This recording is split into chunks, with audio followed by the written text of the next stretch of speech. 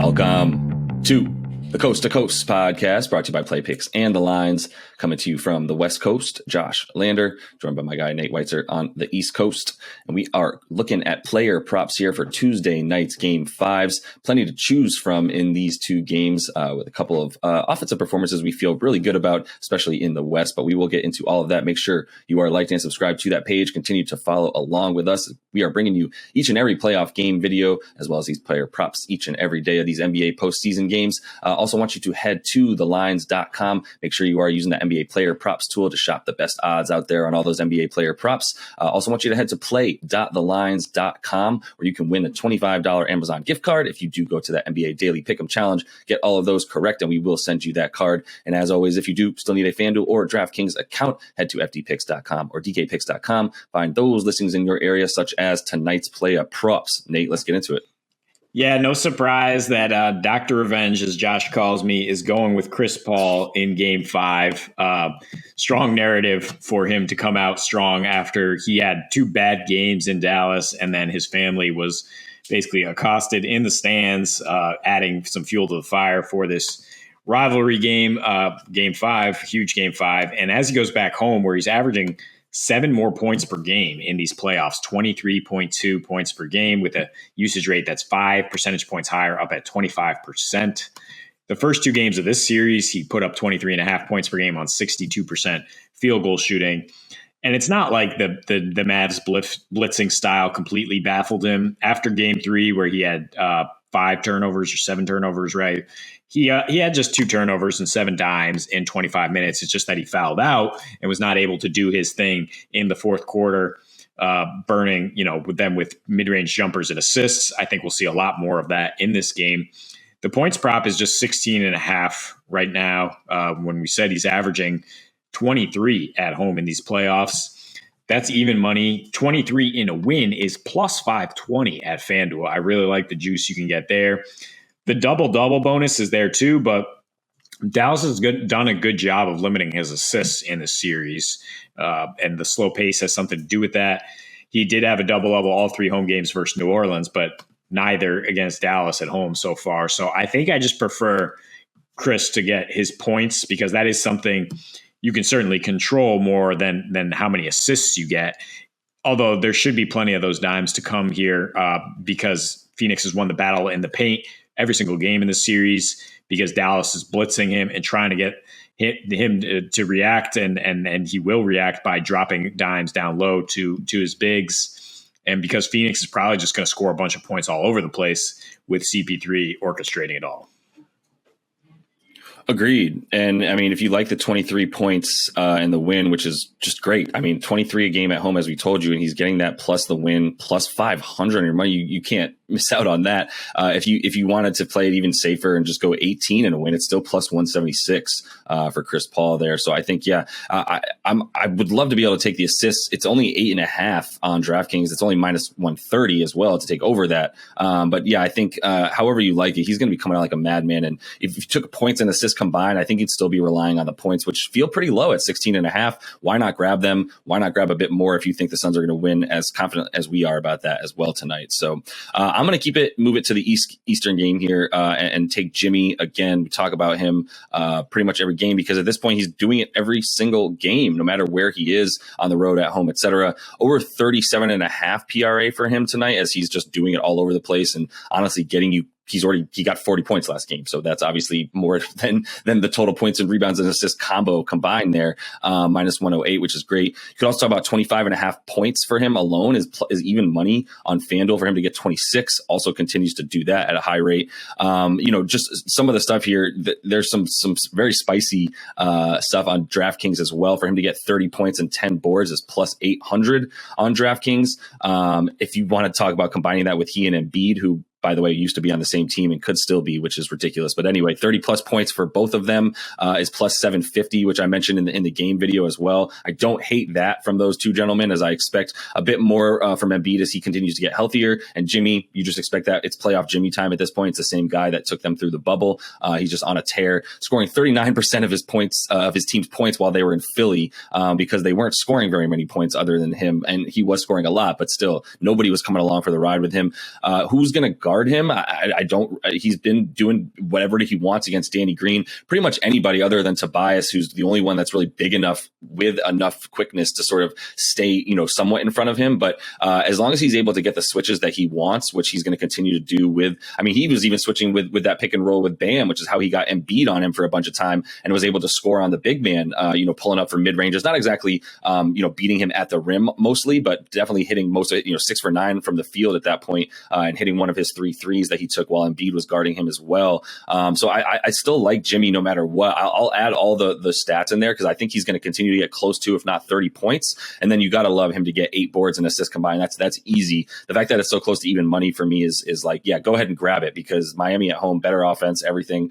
Jimmy opportunity to get way more assists with guys actually hitting their threes at home for Miami. It's all good news for Jimmy Butler's props. You said 8 rebounds and assists or 8.5? Well, I'm saying if he gets 30 points, then we're talking about 7.5 boards and assists combined. And I think he's getting close to that. I think you could look at just the prop for the rebounds and assists. In most series, you would look that way. But yeah, he's taking on such a big scoring load for Miami right now. Where would they be without Jimmy Butler? They'd be completely sunk in the series. They haven't been able to manufacture any offense right now. Aside from Jimmy, it's like 40% of their points the last 2 games. So I feel very confident that he'll do whatever is necessary for his team. And if that's scoring, then yeah, he's probably getting over 26 points for sure, along with those peripheral stats. I mean, he should be all over the place tonight, making sure that Miami does not go down easy at home. And I'm sticking with the Suns. I mean, it's not just about Chris Paul responding here. His teammates are going to rally behind him. And Mikal Bridges is an utterly reliable guy when it comes to stepping up in these home games for Phoenix in these big spots. He, like Chris, has a 5 point per game jump at home in these playoffs, 17 points per game with a 147 offensive rating at home versus 106 on the road, shoots 62% from the floor and 53% from deep at home in these playoffs, playing 41.5 minutes per game. So 20.5 PRA, you're not really getting any value there, but it seems like a really safe bet for Bridges. For him to hit 2 threes is plus 175. I don't mind that. For him to get 2 steals is plus 185. I think I kind of like that a little bit more here because Dallas turning it over 10 times per game on the road in these playoffs versus 7.8 at home. The Dallas defensive rating, like I said in the game video, way worse on the road, 121. They're giving up much better looks from 3. And I just picture this game kind of getting away from them in the third quarter, which is when Bridges usually is a big part of that, getting points off turnovers, getting out in transition, and hitting threes as Dallas continues to try to blitz or double Booker and Paul. It's going to open things up for a third option. And he's been that reliable third option all the way to the finals last year. I think he'll come to play tonight.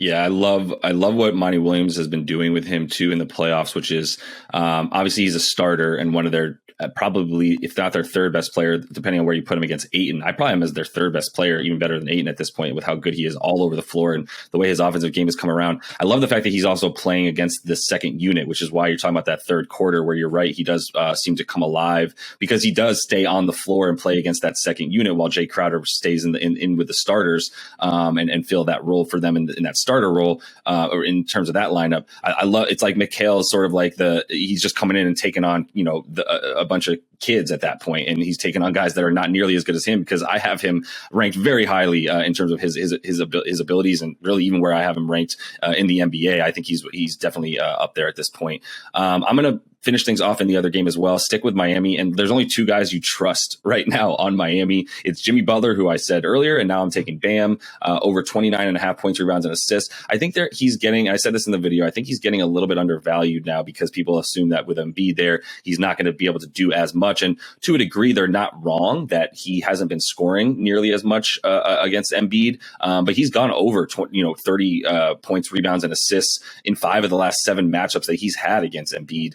And he's averaging about 30 points and rebounds and assists at home in the playoffs versus 24 on the road. So he's doing it a lot more at home. He's one guy who you'd consider a star, but definitely doing a lot more for them. And, the reason he was so good in the first 2 games, obviously Joel wasn't there, but it's in games 3 and 4, it was a similar story where Philly was still allowing, 44-ish points in the paint in those in this series in general and in the playoffs, and they're also allowing 14 second chance points a game. So giving up offensive boards, and we know they're not a great offensive rebounding team in general is Philly, which is why you continue to like Bam. I would consider, if you want, just the 11.5 rebounds and assists, because as I said, it is the scoring for him that's a bit down against Joel when he plays against him. But the 8 and 4 essentially that he's averaging, 8 and 5 in terms of rebounds and assists combined. 12, 13 rebounds and assists combined for him, averaging that against Joel, definitely getting that in the playoffs as well. It's just the scoring that's down a bit. So I would feel even better about that. It's minus 130 on FanDuel right now, which is the best you're going to get for the rebounds and assists. It's just, I do like it a little bit better than the points, rebounds, and assists. Yeah, and you could probably find an alternate line for that at different books, but I agree. Bam is more about the peripheral stats and the all-around production. That's why you do go with the PRA if you're taking him. And you said it. I mean, those are the two reliable guys for Miami. It's basically like, I don't think anyone's reliable on Philly, even though I kind of think they're going to win this game and win this series. I'm not ready to throw my lot in with Embiid at this level of health or with Harden after one good playoff game down the stretch. He was awful in the previous 3 down the stretch. So it's a wait and see mode from the Sixers offense, but I think we know what we're going to get from Miami's 2 stars as we go back home here. And that's just all around production, great facilitation and rebounding and everything you need to give your team a chance to compete. Yeah, Sixers +3 or 3.5 now at Miami after winning those 2 at home. For the series, they're +125. It was +130 some spots, and that's about where the money line's at for tonight too.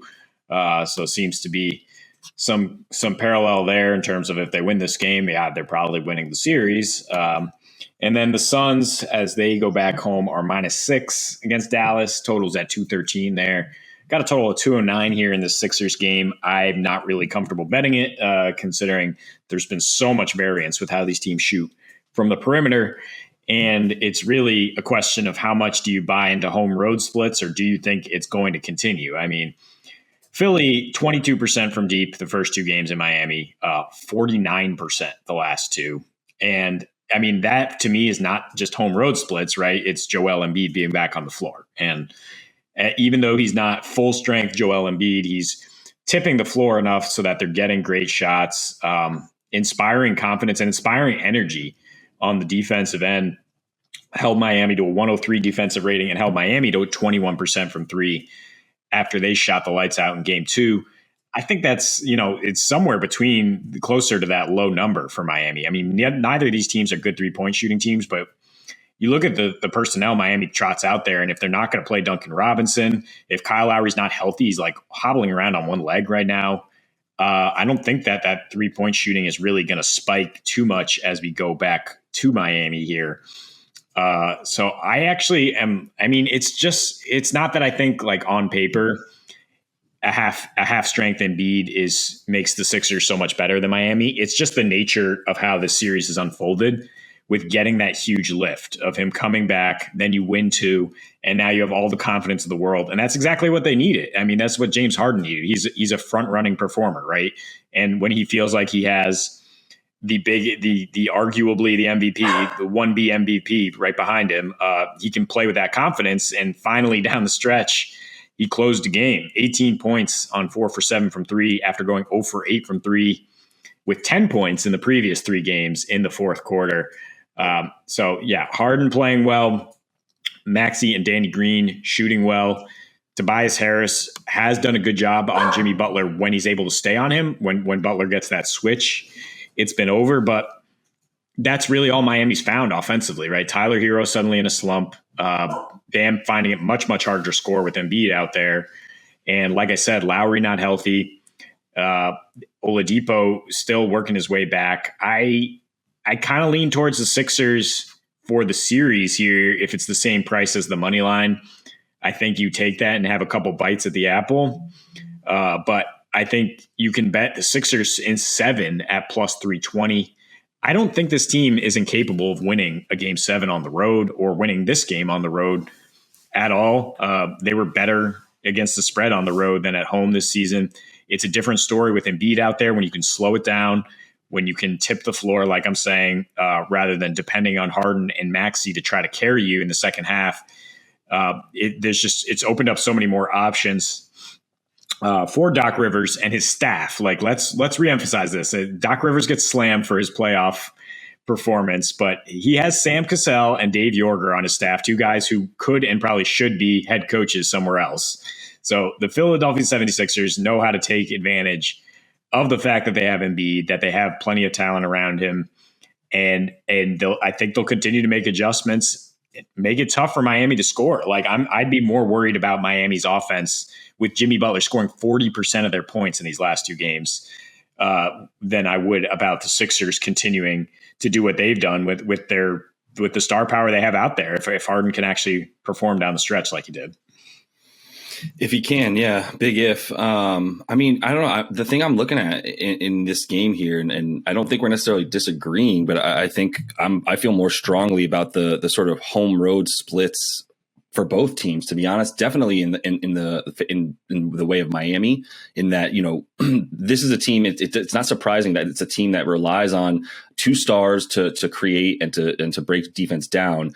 And Jimmy and Bam, and then shooters are all around them, right? And you need those shooters and also these role players who are the shooters to play well, which they play well at home, and that's what we're seeing here in their home road splits between all these Miami Heat players. Where, I mean, guys like Kyle Lowry, Tyler Hero, definitely Max Strus as well. You got even Gabe Vincent. All these guys are averaging a bunch more points at home than they are on the road. Jimmy is actually averaging more on the road because that's where he knows he needs to carry his team in the point column, where he actually does have a few more assists at home than he does on the road, because he can't afford to give the ball up when he's on the road, as no one else is really scoring or shooting or doing much of anything. I think also just to finish the point, Philly is the complete inverse, or is the same as that, which means they are the inverse in that when they're on the road, they're players such as, you know, the Danny Greens of the world, even Tyrese Maxey, James Harden is the same, but, you know, all these other guys who score outside of those two, between Embiid and Harden, those guys also put more points up at home than on the road. Now we're going back to Miami, and I just think that's a big tide turner, and I think Bam playing against Joel is something that is actually getting a little bit overvalued in favor of Philly at this point. I don't like Bam to necessarily be able to score and do his thing that way against Embiid, but he has continued to get 8 boards. He has continued to get 3 or 4 assists, and it's just that his points are down to about 15 a game rather than the 17, 18 to 20 in that range that you want from him and what you're used to with him. So the last thing there too, Philly's defense is worlds different at home versus on the road. That's really been the biggest thing for me that I was looking for as well in game 3 and 4, especially once they got Embiid back and I knew he was going to play ahead of game 4. You know, I did feel really good about, you know, Philly's ability to keep Miami from getting to 110 or so, which is right about 108 or so. So yeah, I did feel good about Miami being held to about under 110 with the way that, you know, Philly was playing defense at home, especially in the playoffs. While they have been, you know, just as good on the road as a team in the playoffs, especially it's been at home that they've played defense, and on the road where they've just sort of been given up whatever the other team really wants to do, and really Embiid not stepping up as much in those games either, with some poor defensive ratings on the road as well. So I think that's really, I believe in that, to be honest with you. I am scared because it's been a while since I felt good about Miami. You know, 2 games in roughly 5 days since I felt good about the Miami winning this series. I didn't really, you know, once Embiid came back, it was like whatever bets y'all had on a series sweep or a gentleman's sweep, you should probably rethink immediately if Embiid's going to be back and affecting the game like that.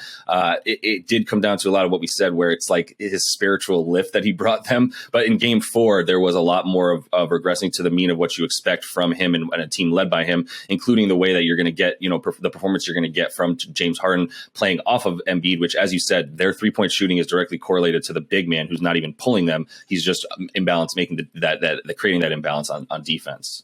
And hasn't even really gotten going in the paint, right? I mean, Philly does not have that advantage in the paint, but Embiid, as he gets more and more comfortable, he's going to attack more and more. You saw it in the second half of his first game back, and now 24 and 11, getting 13 free throws in the last game. Shot 7 for 13 from the floor. I mean, I think you're just getting so much more value on Philly in this one, in a game that we really feel is a toss-up, because looking at the numbers, it's just like, you're trying to guess how role players are going to perform for Miami as we go back home in that crowd, which is always a little shaky. It's always a little late arriving, not necessarily the biggest lift. On 1 day of rest here, Miami was excellent on long rest all season. That's why we liked them coming into games 1 and 2 so much, right? They had that rest advantage. Now Embiid has a little, I mean, he's back into shape, so it's less of a case. And look, I mean, the money line plus 130 or Embiid double in a win plus 200. Like, what are they're not winning without him boasting double. He's only missed that once in the playoffs. 25 points in a win is plus 265.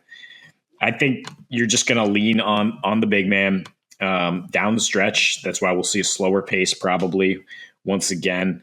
Game 3 was super slow. Game 4 a little slower, and Philly actually able to burn Miami in transition defense, which I don't think is going to last. Miami allowed 8 fast break points per game coming into this series, allowed 18.5 the last 2 games.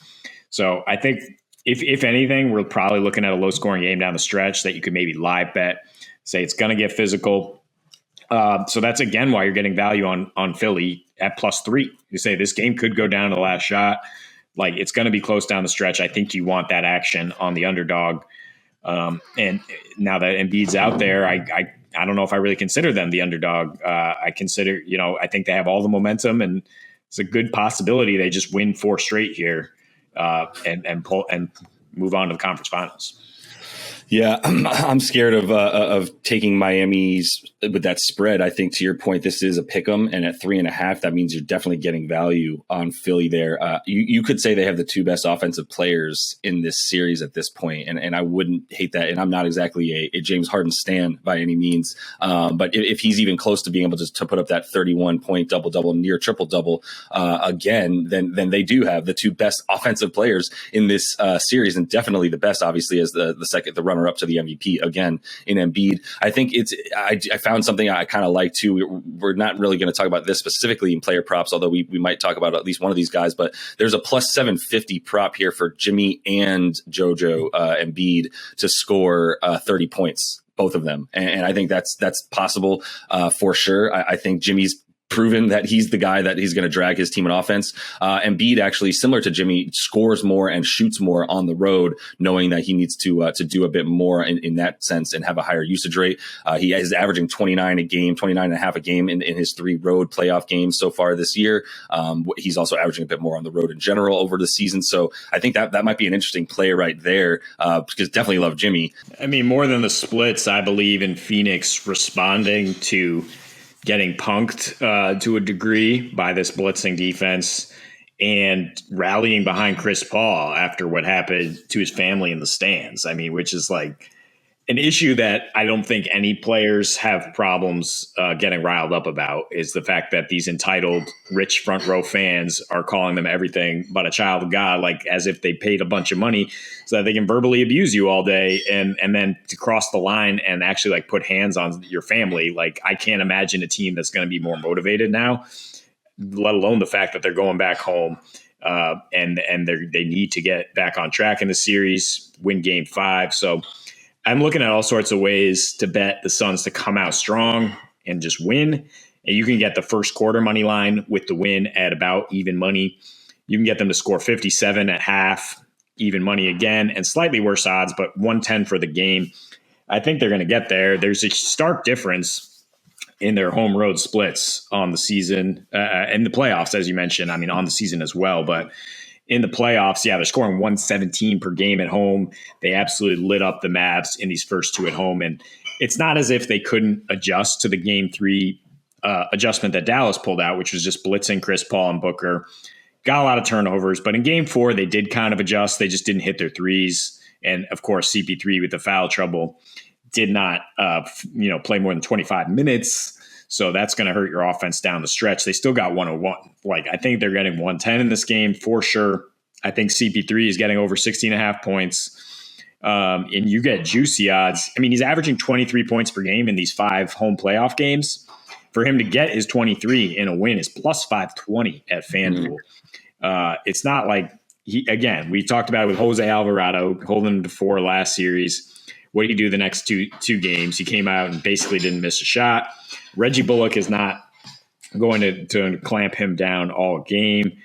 And the Suns are going to rally around him. Like I think that I feel very confident here that the Suns are going to score more. Well, we go back to Phoenix, where the pace was 5 possessions faster in these first two games, where the Suns shot 65% in one game, and then you look at the Mavs; their defense just has not traveled, especially in these playoffs. A 121 defensive rating versus 105 at home. The pace 3 possessions faster. They're getting fewer free throws, turning it over more. That's the key, I think, here, that Phoenix will turn them over and get out. 10 turnovers per game for the Mavs on the road these playoffs, and Phoenix taking care of the ball very well at home. So I think that margin, combined with the fact that the Suns have out-rebounded them and outscored them in the paint every single game in the series. So, like, what's sustainable? The Mavs shooting 50% from 3 or 45%, whatever they shot last game, taking that on the road, or the Suns just continuing to get the high percentage looks they want and win the battle on the boards. I think Phoenix wins here and gets over all their point totals. Yeah, what's more, at this point how I feel about, I believe in the theory that these role players play better on the road in the playoffs, especially at home, or during the regular season. You can make the case however you want. Things even out to a degree over the course of 82 games, 41 in each location.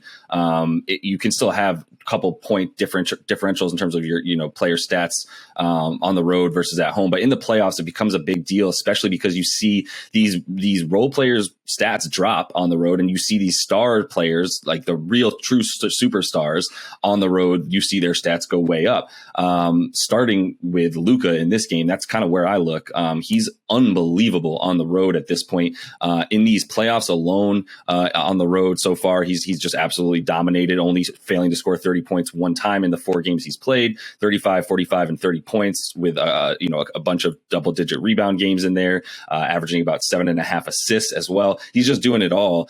He loves playing in Phoenix, which is wild. I mean, against Phoenix in general, his last 6, dating back to earlier this season, he's averaging even better than 30, 9 and 8. But in his last 6 on the road against Phoenix, dating back the last couple seasons, we're talking about 35 a game, 8 boards and 7 assists. So he loves playing on the road in Phoenix against since they've been as good as they've been, dating back to the beginning of last season. And I continue to believe in that, as he's also got those splits on the road in general in these playoffs, as he's just gone, pretty ballistic, averaging about 5 more points a game on the road than at home, knowing once again he's got to drag these guys across the line. That said, I wouldn't be opposed to a few unders for some of these role players, as we're talking about. Certain guys like Finney Smith averaged 3 points less a game on the road, and then you even talk about Reggie Bullock as well, I was trying to eye as well. He's been hitting his threes at home, slightly less on the road, etc. Even Jalen Brunson, to a degree, at home right now, averaging 7 more points a game, 20 a game on the road. I think you consider an under for him, where his prop sits at about 21.5 or so tonight. I would prefer an under for him and still get those overs for Luka. And even with Luka getting those overs, I still feel good. I mean, I would prefer the Suns winning by 7 tonight before I took the Mavs. I'm really not too terrified of that. I actually just love the total even more. I wouldn't be surprised if you get 25 point games from both Chris Paul and Devin Booker, or at least 20 from CP3, 25 from Book. Plus, I think we're going to get some offensive explosion from both of them tonight. And then just continuing the theory, it applies to the Suns as well. Certain guys playing way better at home than on the road. Even Chris Paul, even though that's a little against what I'm saying, Chris Paul at home has been 7 points better in these playoffs than he has been on the road. Book as well, 5 points better. So pretty much everybody for the Suns, because that's what they're doing at home. We see those 117 points, almost 118 points a game at home in the playoffs, 105 on the road. So obviously this is applying to stars and role players alike, that you just know you're getting a ton more points from the Suns when they're playing at home right now. And I think you continue to feel good about that. Same for Dallas's defense, giving up fewer points at home, more points on the road. 213.5 in Phoenix is wrong. I think this is a different series than the one that we saw in Dallas. And we said that when we were watching it in Phoenix in the first two games. We're not betting an under until we get to Dallas. Then we're very happy to take those unders. We're back in Phoenix. It's a different series. It's not the same. These teams play differently on the road, at home. We have it all season long, and we definitely have it very stark contrast in the playoff, enough to be able to go, yeah, I feel very, very good about over 213.5. And however else you want to bet the Sun to increase your juice there, go for it, because I'm not scared of 7 points for them at home.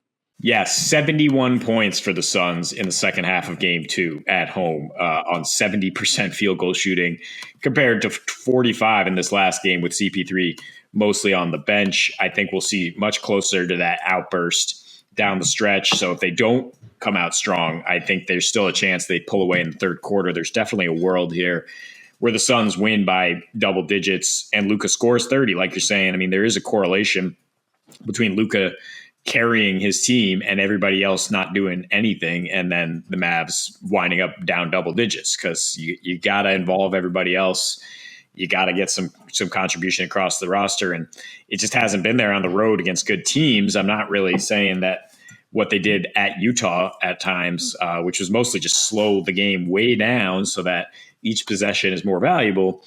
The more possessions you get into with Phoenix down the stretch, the more trouble you're going to get into. And as the home team, they can dictate that pace to a degree, pull away down the stretch. I think you can use a tease here to get the total down to 209 than the Suns at -2. I think if Phoenix wins, it's probably going to be double digits again. So might look at an alternate line if you want that extra juice. But I think the safest play is those team totals for the Suns. Yeah. We don't know if Dallas is going to respond to getting hit in the mouth, but we do feel pretty confident that Phoenix is going to come out swinging after the way that game 4 went.